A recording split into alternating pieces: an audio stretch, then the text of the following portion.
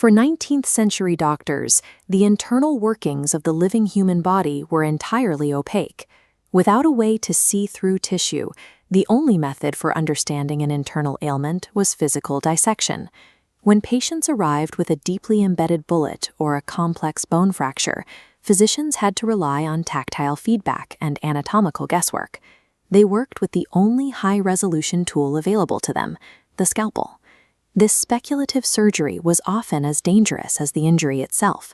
Beyond the immediate trauma, the lack of sterile environments meant that many patients who survived the initial operation later died from systemic infections.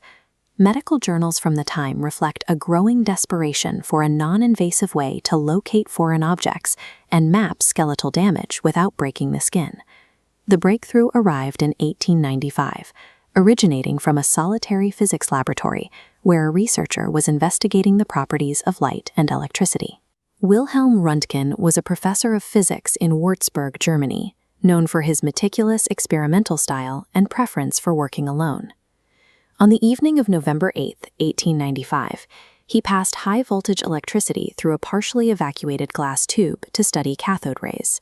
To isolate them, Röntgen wrapped the tube in thick black cardboard and turned off the lights, making the laboratory pitch black.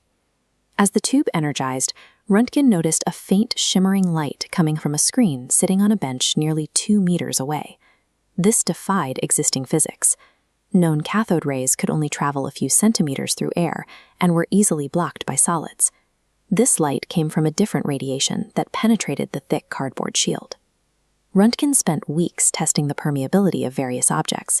He found that wood and paper were transparent to these rays, but dense materials like lead blocked them entirely, casting a distinct shadow. He named this new phenomenon the X-ray. It was a high-energy radiation that interacted with matter based on its density, allowing him to create a silhouette of hidden structures. Röntgen hypothesized that if these rays passed through wood, they might also pass through soft tissues of the body while being blocked by bone. In December, he tested this by capturing an image of his wife Bertha's hand. The result was the first medical X-ray. Less dense skin allowed rays through, while calcium in bones and her metal ring created dark, high-contrast shadows.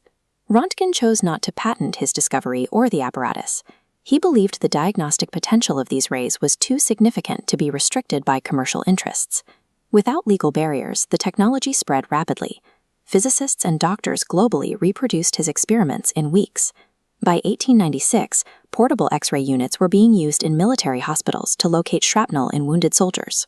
This provided a definitive visual map of an injury before a surgeon ever reached for a tool. This immediate availability of internal data drastically reduced the need for speculative exploratory surgery, allowing doctors to proceed with specific, targeted interventions. This gave rise to the field of radiology. It allowed for the diagnosis of fractures, lung diseases, and foreign objects in a non-invasive environment, often while the patient was fully conscious. With the ability to pinpoint the location of a problem, surgeons could limit the size of their incisions, which contributed to a notable decline in postoperative complications. The scientific community recognized the magnitude of the work by awarding Röntgen the first ever Nobel Prize in Physics in 1901. Röntgen remained a private man, declining most public honors and donating his Nobel Prize money to the University of Würzburg to support further research. The principles he established are now the basis for modern computed tomography, mammography, and vascular imaging, the primary standards for internal diagnosis. Wilhelm Röntgen's work demonstrates how a single, rigorously verified laboratory observation can change the standards of medical care for the entire world.